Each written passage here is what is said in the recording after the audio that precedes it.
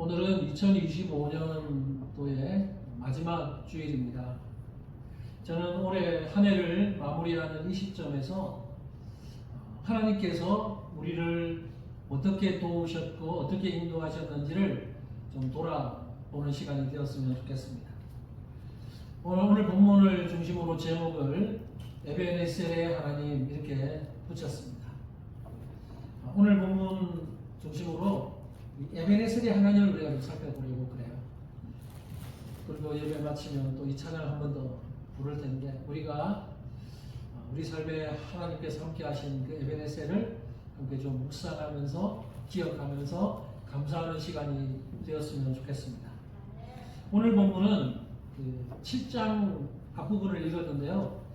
오늘 본문의 내용을 좀 더 쉽게 이해하려면 그 앞장에 있는 그 4장부터 6장까지의 내용을 어느 정도 좀 알고 나면 흐름상 좀 더 이해가 쉬울 수 있습니다. 그래서 제가 앞부분의 내용, 여러분의 이해를 돕기 위해서 4장부터 6장까지의 내용을 간략하게 좀 요약적으로 좀 말씀드리겠습니다.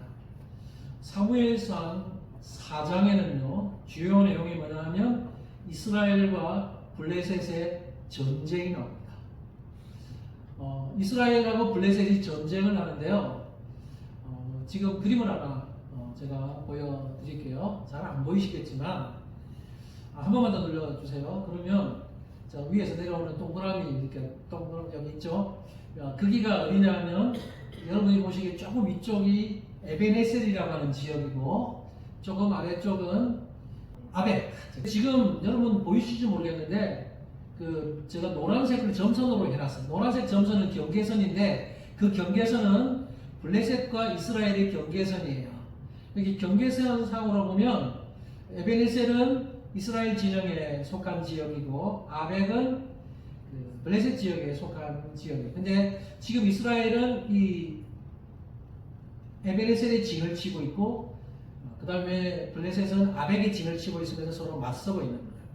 그러다가 한방 붙습니다. 전쟁이 딱 일어나는데 이스라엘이 패배합니다. 이스라엘이 져요. 그때 무려 4천여 명이 죽게 됩니다. 그래서 그 전쟁에서 패배하고 나서 이스라엘의 장로들이 모여서 회의를 하면 우리가 왜 졌을까? 우리가 왜 졌지? 그러면서 회의를 하는데 어떤 결론을 내냐면 하나님의 언약궤가 없어서 졌구나.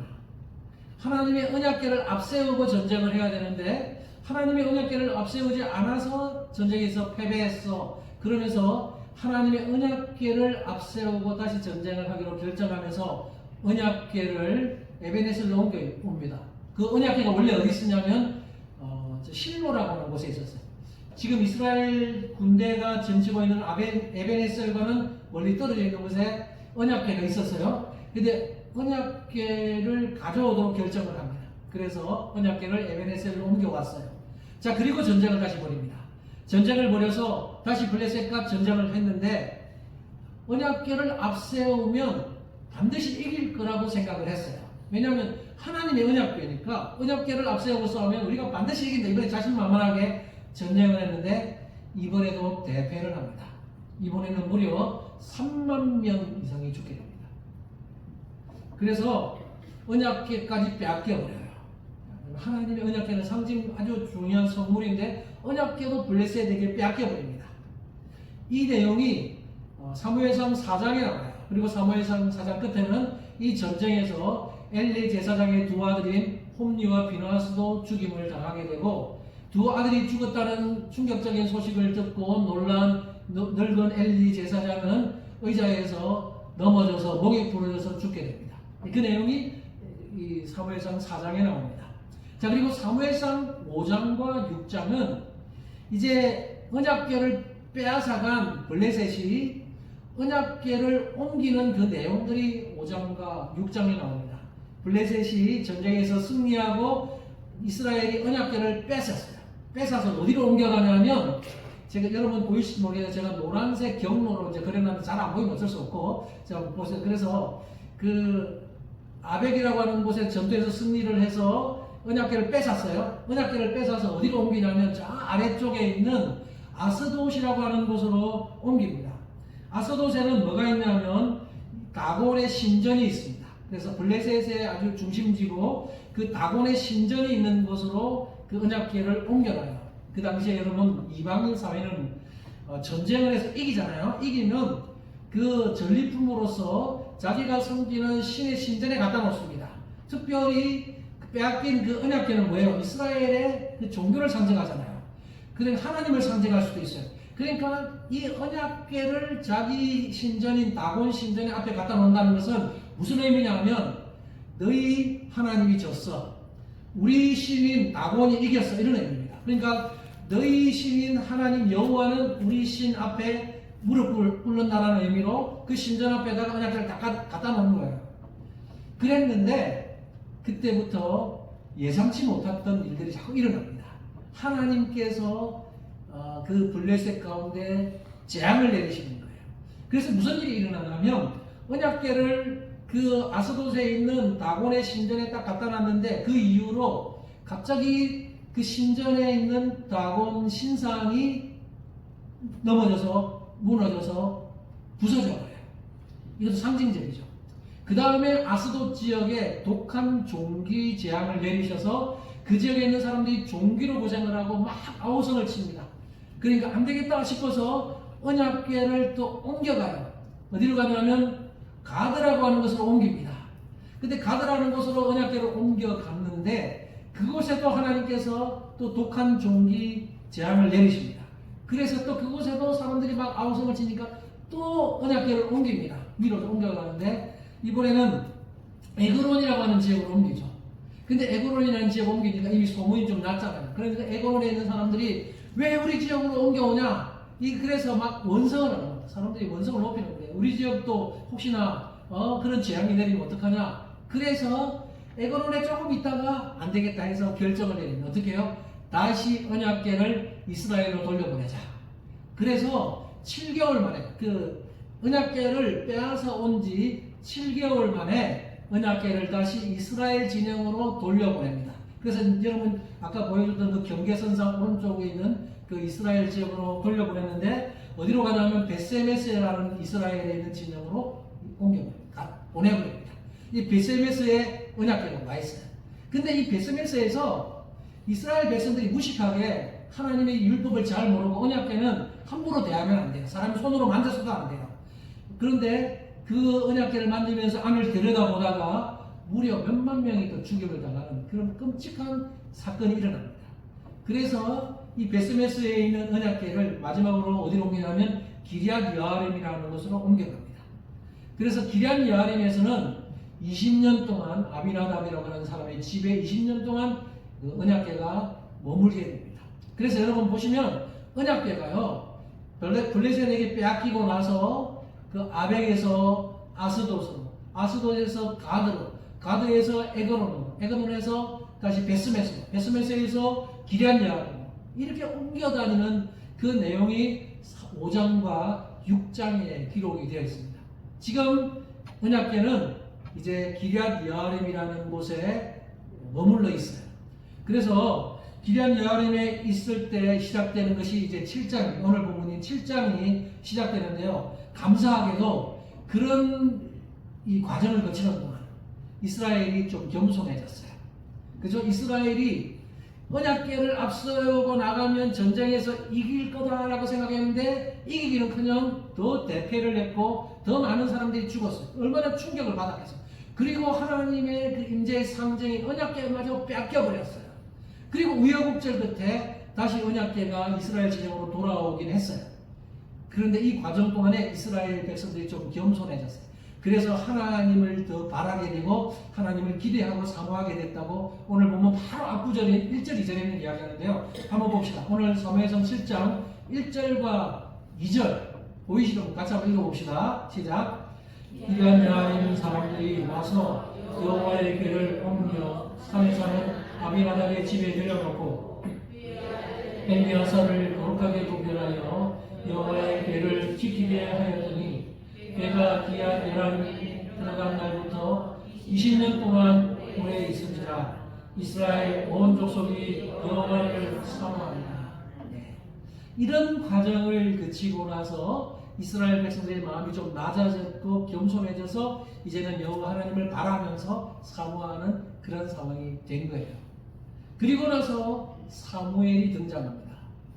여러분, 우리 지금 읽는 성경이 사무엘상이에요. 사무엘이 기록한 기록인데 사무엘에 대한 내용이 많이 나오는 것이 사무엘상이에요. 그런데 사무엘이 1장, 2장, 3장에는 계속 나와요. 1장, 2장, 3장에서는 사무엘의 활동이 계속 나오다가 갑자기 4장부터 6장 사이에는 사무엘이 사라져 버렸어요. 안 나와요. 어디 갔는지 모르겠어요. 근데 갑자기 사라지고 안 나와요. 근데 사무엘이 등장하지 않는 그 기간에 이런 끔찍한 일이 일어난 거예요. 전쟁에서 패배하고 언약궤를 빼앗기고 하는 일들이 일어난 거죠. 그러다가 언약궤가 돌고 돌아서 다시 이스라엘로 돌아와서 기한 여호와님에 와 있는 이 시점에, 그리고 이스라엘 백성들이 좀 겸손해지고 낮아져 있는 이 시점에 갑자기 사무엘이 등장한 거예요. 만약에 사무엘이 계속 있었다면 전쟁에서 패배하지 않았을 수도 있었을 겁니다. 그리고 언약궤를 빼앗기지 않았을 수도 있고 수만 명이 죽지 않았을 수도 있을 텐데 사무엘은 어디 갔는지 나타나지 않고 좀 등장하지 않다가 갑자기 이제 오늘 본문에 다시 등장합니다. 근데 사무엘이 등장하고 나서 가장 먼저 하는 일이 뭡니까? 가장 먼저 하는 일이 뭐냐면 이스라엘 백성들에게 그 우상을 제거하라고 이야기를 해요. 우상. 그것이 오늘 보면 이거 3절이에요. 3절. 같이 한번 봅시다. 3절 읽어볼까요? 시작. 사무엘이 이스라엘 온 족속에게 말하기를 만일 너희가 전심으로 여호와께 돌아오려거든 이방 신들과 아스타롯을 너희 중에서 제거하고 너희 마음을 여호와께로 향하여 그만을 섬기라. 그리하면 너희를 블레셋 사람의 손에서 건져 내시리라. 아멘. 사무엘이 갑자기 등장해서 처음으로 이스라엘 백성들에게 선포했던 메시지가 뭐냐면 너희가 섬기고 있는 그 이방 신들을 다 제거하고 오직 여호와 하나님만 섬겨라, 이렇게 이야기합니다. 여러분, 이 사무엘의 이 말을 통해서 우리가 알 수 있는 한 가지 사실이 뭐냐면요, 아직까지도 이스라엘 백성들 사이에 일부는 이방 신들을 섬기는 사람들이 여전히 있었다는 것입니다. 참 우리 생각에는요, 이런 안 좋은 일들을 겪으면 이제는 이제 우리가 저 블레셋에도 패배했고 언약궤도 뺏기고 이런 고생 수만 명이 죽고 이런 고생했으니까 이런 이유는 우리가 하나님을 제대로 섬기지 않아서 그렇구나 라고 생각하면서 이제 모든 우상들을 제거하고 하나님만 섬겼을 것 같은데 그렇지 않았다는 거예요. 여전히 이 사무엘이 등장했을 그 당시만 해도 여전히 이스라엘 백성들 사이에서는 이방신, 우상을 섬기는 사람들이 그 가운데 있었다는 거예요. 그래서 이 사무엘이 가장 먼저 너희들이 하나님만 섬겨야지, 너희들이 이방신들 그 우상을 제거하지 않고 하나님만을 섬기지 않으면 너희들에게는 큰 변화들이 일어날 수 없음을 이야기하면서 그 가운데 이것을 가장 먼저 선포한 겁니다. 그래서 이렇게 선포했을 때 이스라엘 백성들의 반응이 뭡니까? 다행스럽게도 4절을 보면 사무엘의 말에 순종해서 하나님만 섬겼다고 이야기합니다. 4절 봅시다. 읽어볼까요? 시작. 이에 이스라엘 자손이 바알들과 아스타롯을 제거하고 여호와만 섬기니라. 아멘. 그래서 다행이에요. 그래서 사무엘이 나타나서 이렇게 우상들을 제거하고 여호와 하나님만 섬겨라 라고 선포했을 때 백성들이 좀 정신을 차리고 그대로 순종해서 하나님만 섬겼다고 기록하고 있습니다. 이건 아마 그들 가운데 조금 여전히 우상 숭배했던 사람들도 이 말을 듣고 충격을 받고 이제 우리가 하나님만 섬겨야 되겠다 순종하는 마음이 겸손해져 있었기 때문에 이렇게 순종하게 되었다고 생각합니다. 사무엘은 이렇게 선포하고 난 다음에 멈추지 않습니다. 한 걸음 더 나아갑니다. 어떻게 해요? 이스라엘 백성들이 좀 더 낮아지고 겸손해졌을 때 좀 더 밀어붙여요. 그래서 미스바로 모든 백성들을 모이라고 합니다. 그리고 회개를 선포하도록 하고 금식하고 회개를 합니다. 이게 오늘날 우리로 말하면 대각성 집회를 열게 되는 거예요. 이게 미스바 대집회라고도 부르는 것인데 수많은 그 모든 백성들을 미스바로 모여라. 그리고 여러분들이 미스바에서 이제 하나님만 바라보면서 하나님 앞에 회개합시다. 회개 집회를 열게 됩니다. 그것이 오늘 본문 5절 6절인데 1절은 안 했는데 5절 6절에 이 사무엘의 명령으로 모든 백성들이 미스바에 모이게 되고, 그리고 미스바에서 간절하게 기도하고 금식하면서 자신의 죄를 자백하는 그런 놀라운 일들이 일어납니다. 이렇게 해서 하나님 앞에 더욱더 가까이 나아가는 거죠. 여러분, 저는 이런 장면을 볼 때 참 사무엘의 영적 리더십을 보게 됩니다. 참 기회가 왔을 때 밀어붙이는 거죠. 이 정도면 됐다라고 할 수 멈출 수도 있겠는데, 사무엘이 보기에는 멈출 수 없는 거예요. 백성들이 우상을 제거하고 하나님만 섬기겠다고 고백할 때 이 정도는 안 돼. 그러면서 다 같이 모여서 강력한 회개 기도를 하면서 금식하면서 하나님 앞에 나아가는 이런 놀라운 대집회를 열어서 이스라엘 백성의 대각성을 일으킵니다.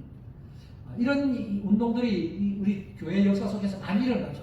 그래서 자신의 죄를 회개하고 하나님께서 부어주시는 그 은혜 가운데 뜨겁게 일어날 때 이 대각성 집회를 통해서 영적 보호 운동이 일어납니다. 우리 교회도 그런 운동들이 일어났으면 좋겠다는 생각이 있어요. 그래서 이 사무엘을 통해서 이스라엘 가운데 대각성 운동이 일어나게 됩니다. 자, 오늘 본문에는요, 미스바 대집회, 대각성 집회 때문에 이스라엘 백성 사이에 어떤 변화가 일어났는지를 말하고 있지는 않습니다. 제 생각에는 아마 그 모든 백성들이 함께 회개하고 금식하면서 그렇게 하나님 앞에 기도한 그 결과 뜨거운 변화들이 일어났을 거라고 생각이 됩니다. 근데 그 미스바 대각성 집회 때문에 저기 있는 블레셋이 위협을 느끼게 됩니다. 블레셋이 큰 위협을 느껴요. 7절을 보면 미스바 대각성 집회 소식을 들은 블레셋이 이스라엘을 공격해 들어왔다고 치러 올라왔다고. 왜 그랬을까요? 아마 블레셋 사람들은 이렇게 생각했을 거예요.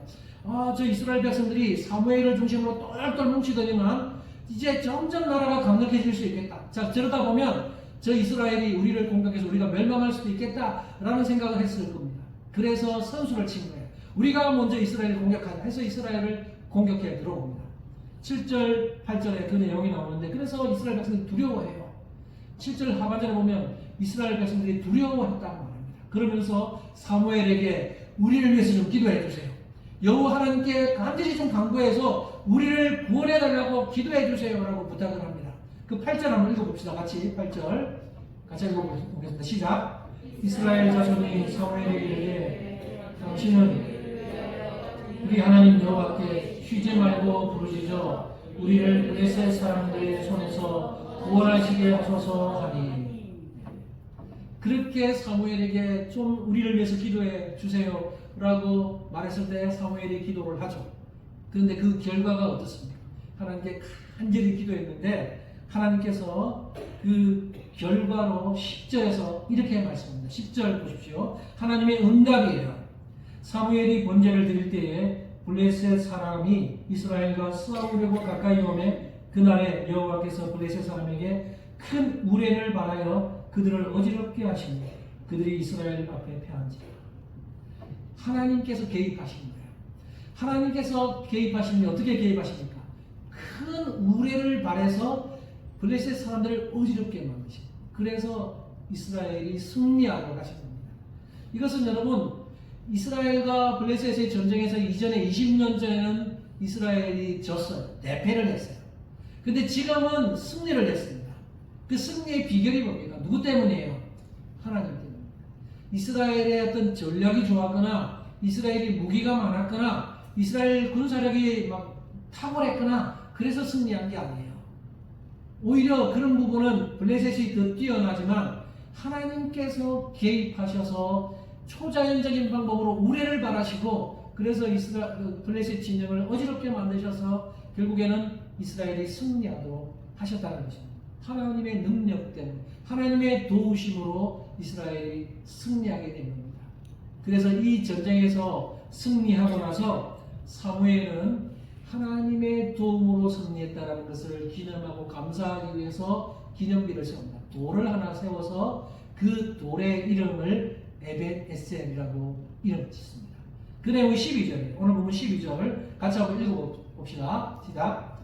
사무엘이 돌을 취하여 미스바와 센 사이에 세워 이르되 여호와께서 여기까지 우리를 도우셨다 하고 그 이름을 에벤에셀이라 하니라. 아멘.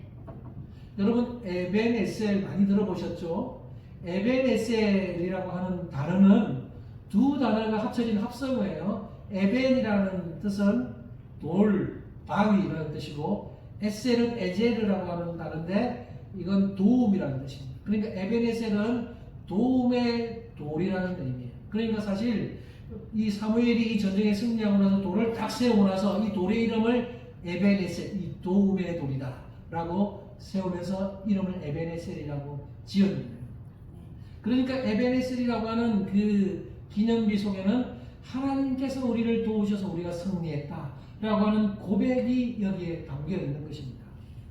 여러분, 우리는 이 사무엘이 했던 이 행동을 우리의 삶에 한번 적용해 봤으면 좋겠습니다. 여러분은 하나님께서 여러분을 어떻게 도우셨는지 이 한 해 동안, 오늘 우리가 마지막 주일을 보내면서 2025년을 한번 돌아볼 때 하나님이 여러분을 도와주신 것이 여러 가지가 많을 수 있습니다. 물론 우리 아까 집사님 대표기도 할 때 좋았던 일, 또 힘들고 어려웠던 일들 많이 겪으셨겠지만 그 가운데서도 감사하고 하나님이 우리와 함께 하시고 인도하시고 우리를 도우셨던 일들 많이 있습니다. 그렇다면 우리도 사무엘처럼 하나님이 여기까지 우리를 도우셨다라는 그 고백의 에베네셀의 고백을 우리는 삶 속에서 해드렸으면 좋겠습니다. 본래 여러분 에베네셀은 어디입니까? 에베네셀은 돌의 이름이기도 하고 지역 이름이기도 합니다. 그렇죠? 앞서 보여주신 지도에서 그 에베네셀은 지역 이름이에요. 이스라엘 백성들이 에베네셀이라는 지역에서 진을 치고 싸우다가 패배했어요. 그러니까 에베네셀은 사실 좋지 않은 기억이 있는 장소예요. 왜냐하면 블레셋과의 전쟁에서 패배했던 수치스러운 장소가 에베네셀이잖아요. 이곳에서 홈리와 비나하스가 죽고 수많은 군사들이 죽었어요. 그리고 언약궤를 빼앗겼어요. 그러니까 에베네셀은 수치스러운 장소의 이름인데 사무엘은 그 똑같은 이름을 가지고 와서 에베네셀이라고 부른 거예요. 이 말은 뭐냐면 하나님께서 이전의 수치를 제거해 주셨다라는 의미도 함께 포함되어 있는 겁니다. 우리의 삶 속에 수치스러운 일을 당할 때도 있습니다. 그러나 하나님께서 가끔씩 그 수치스러운 일들을 다 덮으시고 또 회복시키시고 오히려 그 가운데 더 좋게 만들어 주실 때도 있어요. 우리 인생이 어떻게 될지도 모르지만 하나님이 하실 때 이렇게 우리의 수치를 덮어주실 때가 있습니다. 그래서 에베네셀이라는 이 의미 속에는 하나님이 우리의 수치를 덮어주시는 그 의미도 함께 내포되어 있는 것입니다. 그래서 하나님께서 도우시고 우리의 수치를 덮어주시고 그래 하나님께 영광을 돌리기 위한 의미로서 에베네셀이라는 기념일을 세워서 하나님을 감사하고 그렇게 하고 있는데 우리의 삶 속에서도 그런 삶들이 이어졌으면 좋겠습니다. 사랑하는 성도 여러분, 질문해 볼게요. 마음속으로만 대답해 보십시오. 여러분은 하나님의 은혜를 입을 때마다 에베네셀의 기념비를 세우고 계십니까? 제가 돌로 세우라는 말은 아니에요. 우리는 굳이 꼭 돌로 기념비를 세워서 에베네셀을 기념할 필요는 없습니다. 제가 말하고자 하는 것은 하나님께서 여러분을 도우시고 인도해 주셨을 때마다 감사의 표현을 하고 있느냐라고 묻고 있는 겁니다. 당연한 것이 아니라 정말 하나님의 은혜 때문이다. 하나님이 도우셨기 때문이다. 하나님이 여기까지 나를 도우셨다라는 의미로 감사의 고백, 감사의 표현을 하고 계시냐 하는 것을 제가 한번 돌아보자 하는 거예요. 여러분 올해 한 해를 마무리하는 이 시점에 하나님께서 베풀어 주신 은혜, 하나님께서 도와주신 그 감사 제목들 그걸 가지고 실제로 감사하시고 에베네셀의 기념비를 여러분의 가슴에 새기시기 바랍니다. 그렇게 감사를 표현해 드렸으면 좋겠습니다. 오늘 본문에서 한 가지만 좀 더 나누고 싶어요. 우리가 놓치기 쉬운 한 가지 사실이 있는데요. 그게 뭐냐면 이번 전쟁 미스바에서 대각성 집회를 하고 나서 전쟁이 일어났는데 블레셋이 공격해 들어왔는데 그 전쟁은 미스바와 백갈 지역에서 일어났다고 오늘 본문은 기록하고 있어요. 근데 우리가 놓치기 쉬운 사실이 뭐냐면요. 지금 벌어지고 있는 이 이스라엘과 블레셋과의 전쟁 가운데는 언약궤가 없다는 거예요. 그 전에 20년 전의 전쟁에서는 언약궤를 앞세우지 않아서 우리가 졌어라고 하면서 언약궤를 앞세웠어요. 근데 더 크게 졌어요. 근데 이번에는 언약궤 언급이 없어요. 언약궤는 어디 있어요? 언약궤는 여전히 기럇 여아림에 머물러 있어요. 지금 이스라엘은 그 좀 위쪽 지방인 미스바와 백갈 지역에서 전쟁을 하고 있는데 언약궤는 아래쪽인 기럇 여아림에 안치되어 있어요. 무슨 말이에요? 여기서 우리가 한 가지 교훈받아야 될 것이 뭐냐면요. 하나님께서 전쟁에 승리케 하시는 것이지 어떤 기념물이나 상징물을 앞세운다고 해서 승리를 하는 것이 아니라는 것을 우리에게 보여주는 거예요. 여러분, 참된 에베네셀은 뭐예요? 우리는 가끔씩요, 어떤 세상적인 어떤 것들이 나를 도와줄 거라고, 내가 가지고 있는 어떤 능력들, 내가 가지고 있는 어떤 자질들이 나를 도울 거야. 나는 이만한 스펙을 쌓았고, 나는 이런 것을 가지고 있고, 이게 내가 어떤 이 사람들과 맞서서 싸우면 나를 승리하게 해주는 것이라고 생각하면서 그걸 내세우면 그것들은 참된 에베네셀이 아니에요. 그건 다 거짓된 가짜 에베네셀. 진짜 에베네셀은 눈에 보이지 않지만 그 가운데 역사하시는 하나님이 함께 하실 때 우리에게 참된 도움과 승리가 있는 것입니다. 믿습니까? 아멘. 언약궤 사실 중요하죠. 언약궤는 하나님의 상징의 임재의 상징이에요. 그러니까 언약궤는 이스라엘 백성들에게 너무나 중요한 상징물이에요. 사실 언약궤를 무시하면 안 돼. 사실 언약궤를 무시했다가 우사가 죽잖아요. 그래서 그 언약궤를 옮기는, 나중에 다윗이 언약궤를 옮기는데, 다윗은 옮겨오려고 할 때 잘못된 방식으로 옮겨오잖아요. 원래 언약궤는 어떻게 해야 돼요? 그 레위 족속 중에 고앗 자손이 어깨에 메고 그 언약궤를 이렇게 나무로 연결해서 어깨에 메고 옮기게 돼 있는 게 하나님의 명령이에요. 근데 그렇게 하지 않고 무식하게 수레에 실어서 옮기다가 막 수레를 이끄는 소들이 막 뛰는 바람에 수레가 흔들리니까 막 언약궤가 떨어질까 하더니 우사가 가서 언약궤가 막 붙들었어요. 언약궤 떨어지지 말라고. 근데 그 순간 즉사하잖아요. 왜냐하면 이건 하나님 율법을 어겼기 때문에. 그런 방식으로 그 언약궤를 만지면 안 되는 거예요. 근데 언약궤는 사실 상징물로서 굉장히 중요한 건데 그것이 어떨 때요? 하나님이 그 언약궤 속에 함께 하실 때 중요한 거지 언약궤 자체가 어떤 무슨 요술방망이가 되는 것처럼 그렇게 생각하면 안 되는 거예요. 언약궤 자체는 그냥 하나의 물건일 뿐이에요. 그 가운데 하나님이 임재하시고 하나님이 함께 하실 때 놀라운 능력이 나타나는 거죠. 이스라엘 백성은 그걸 몰랐던 거예요. 하나님은 생각지도 않고 언약궤 자체만 갖다 놓으면 승리할 거라고 생각했는데 패배라는 걸 통해서 그걸 보여주잖아요. 지금 이번 미스바 전투에서는 언약궤 없이도 승리하잖아요. 어떻게 하나님이 우레를 바라셔서 놀라운 방법으로 승리케 하시잖아요. 이걸 통해서 우리에게 주시는 교훈이 뭐냐면 여러분 우리는 수많은 가짜 에베네셀들을 의존할 때가 얼마나 많은지 모릅니다. 그러나 실제로 우리에게 우리의 도움이고 우리의 인도자 되시고 우리에게 승리케 하시는 참된 에베네셀은 오직 하나님밖에 없다는 사실입니다. 이 사실 여러분 마음에 꼭 기억하시고 간직하시기 바랍니다. 한 가지만 적용해보면 여러분이 교회에 와서 예배드리죠. 헌금합니다. 기도하죠. 봉사도 합니다. 이런 것들 중요해요. 하지 말라는 게 중요해요. 그러나 이런 것들이요. 하나님이 빠진 상황 속에서 형식적으로 이런 일들이 이루어진다면 이건 아무것도 아니에요. 제가 지금 가지고 있는 이 성경책, 이 성경책 중요하죠. 성경책 중요한데 이 성경책이 하나님의 말씀이기 때문에 중요한 거예요. 우리가 하나님의 말씀 읽고 묵상하고 이들 지킬 때 중요한 거지 이 성경책 자체는 그냥 책이에요. 제가 지금 경박스러운 말을 하는 게 아니고 이 성경책은 수없이 많잖아요. 그런데 이것은 읽고 묵상하고 내 것으로 소화할 때 능력, 왜냐면 그게 하나님의 말씀이기 때문에. 근데 이 성경책이 나에게 능력 준다 생각하면서 누구와 싸우러 나갈 때, 전쟁터 나갈 때 이 성경책만 있으면 내가 이기고 나를 지킬 거야. 아니에요. 성경책이 하나님과 함께 할 때 능력이 나타나는 거예요. 그러니까 여러분 절대로 오해하시면 안 돼요. 착각하면 안 돼요. 그래서 우리는 하나님만이 참된 에베네셀을 기억하면서 우리의 한 해를 돌아봤으면 좋겠어요. 이제 말씀을 정리하겠습니다. 이제 2025년 한 해를 마무리하는 이 마지막 주일에 우리의 에베네셀, 우리와 함께 하신 하나님의 에베네셀 여러분 한번 생각해 보십시오. 무엇이 있습니까? 하나님께서 여러분을 어떻게 도우셨고 하나님께서 여러분을 어떻게 인도해 오셨습니까? 여러분이 지금 건강한 것 이게 당연한 것 같습니까? 아니에요. 하나님이 여러분을 지키셨기 때문에 건강한 겁니다. 여러분이 사고당하지 않고 이곳에 있는 것도 하나님의 은혜 때문입니다. 올해도 우리 성도님들 중에 몇 번 교통사고 당하신 분 제가 알고 있습니다.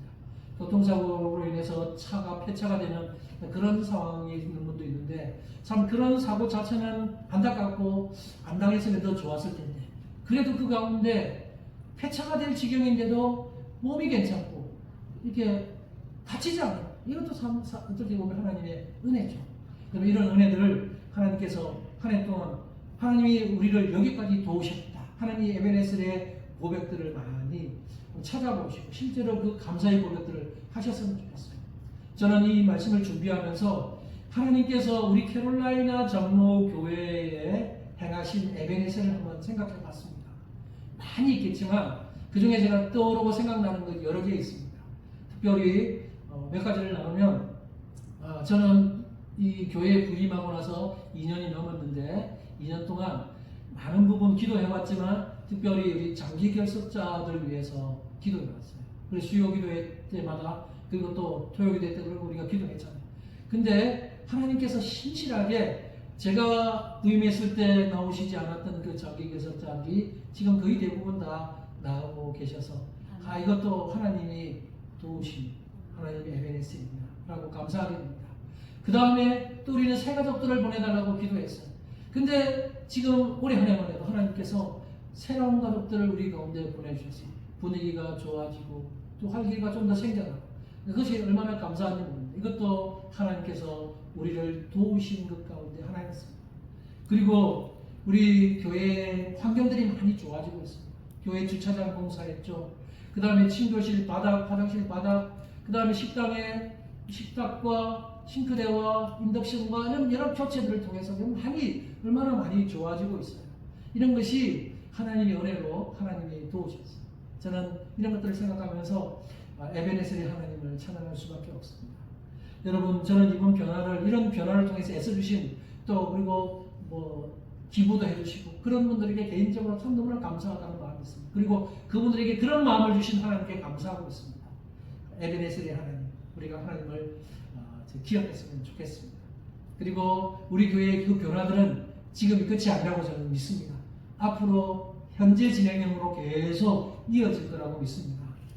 내년에도 하나님의 에베네셀의 하나님의 역사는 우리 교회에 계속해서 있게 될 거라고 저는 믿습니다. 아멘. 믿으십니까? 아멘. 네, 신실하게 도우실 거라고 믿어요.